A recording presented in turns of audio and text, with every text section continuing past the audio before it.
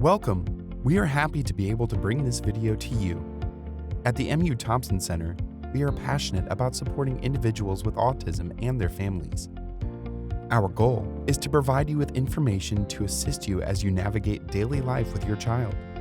After viewing this video, be sure to check out the resources discussed in this training and the additional resources located on the Thompson Center website. Individuals with autism may have some difficulty communicating with others to get their needs and wants met. Being able to effectively communicate with others can significantly improve a person's quality of life. Having an established mode of communication can also decrease problem behavior and positively impact social and academic skills. Addressing communication should be a priority for individuals with autism no matter what their age. Communication can be worked on and continually addressed over time. A major consideration for teaching communication skills is identifying the communication needs of your child or family member. Oftentimes, parents may feel that their child is able to effectively communicate with them as they can anticipate the needs of their child and therefore meet those needs. It is important to think about how effectively your child is able to communicate with people in the community who may not be familiar with them. Team approach to communication.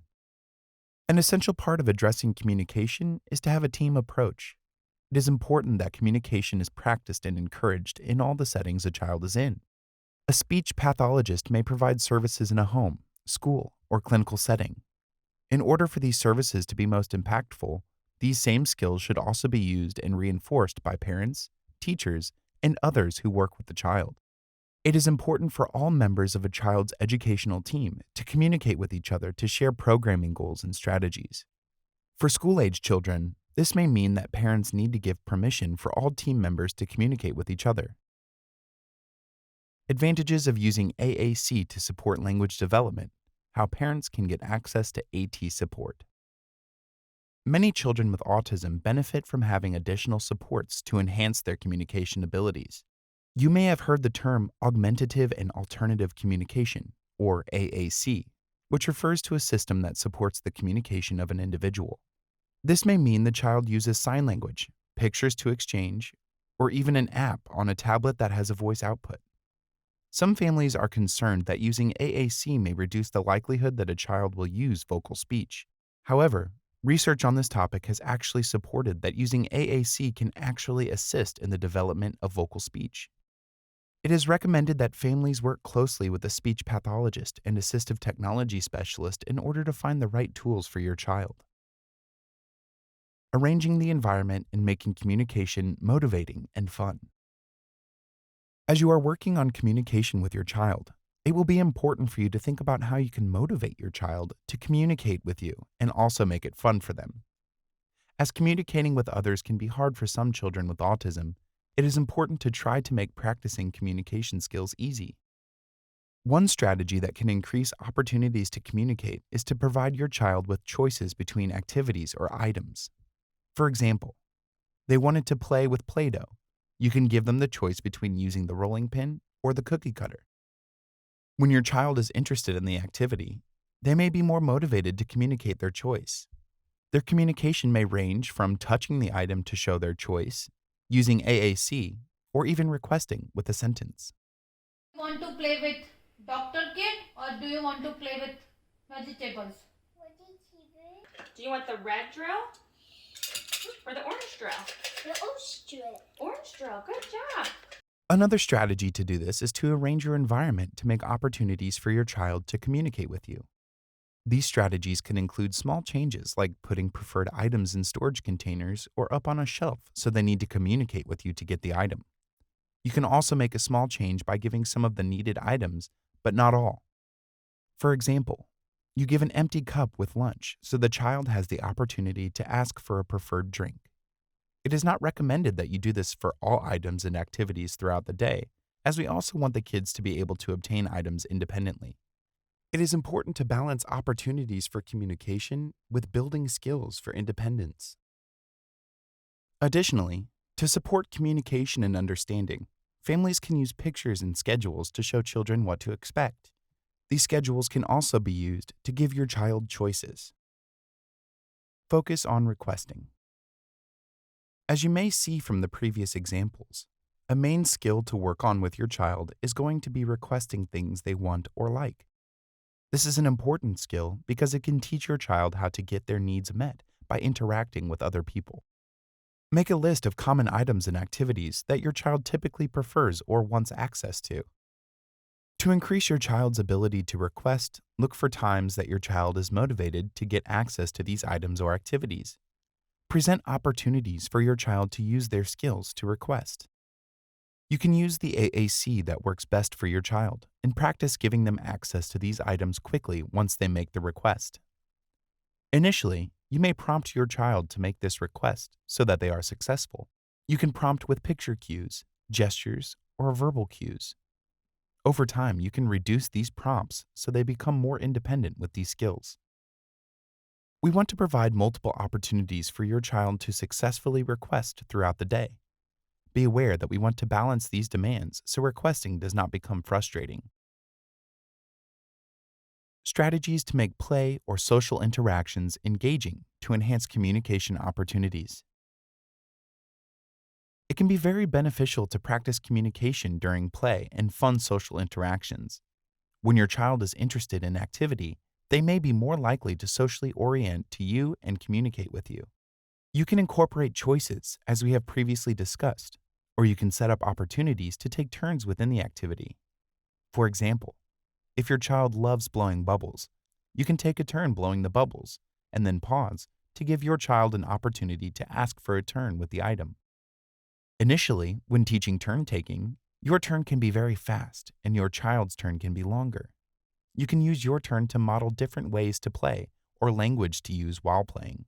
Initially, you will want to teach turn taking with a toy or an activity that your child likes, but is not their favorite item.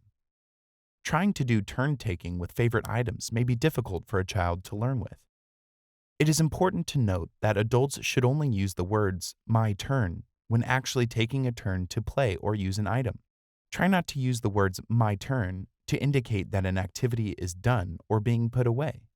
Saying, "my turn," when an activity is over, may communicate the wrong message to the child, and later, they may see turn taking as a problem, as it may lead to ending the activity. I have a turn. Thank you. Bing, bing, bing. You say, my turn. My turn. Here you go. Let's do it. Good job, buddy. Reinforcing attempts. One question that families often ask is how to increase the length or quality of their child's communication. Prompting a child to use more language or improve their communication can sometimes frustrate a child, and they may stop trying to communicate with you. For example, if a child wants water, they may say "wa" for water, and then their dad may say water, and the child says "wa" again. The dad then prompts again, "say water," and then the child walks away. The demand for a longer sentence may have been too hard, or the child was not motivated to complete the request. One strategy that can be more effective to increase communication skills is called reinforcing communication attempts. What this means is that when your child initially communicates with you, you give them some access to the item and then prompt for improved language. Let's revisit the example from before. Using a reinforced attempt, when the child says "wa" to her dad, the dad could pour a small sip of water and say, "Yes, water." Then he could prompt her to say "water" while holding up a pitcher of more water. When she says "what," then a full glass is poured for her. In this second example, the dad is reinforcing her attempt at communication and then asking for more. By doing so, the dad is demonstrating that his daughter's initial attempt was good, and then motivates her to ask for more water. Yoko. I want Yoko. yellow color flower. I want Yoko water. Mama, I want yellow color flower. Good job. We don't suggest that you reinforce and try to expand on every attempt your child has. But as you present these opportunities on occasion, the child may begin to expand their language more often.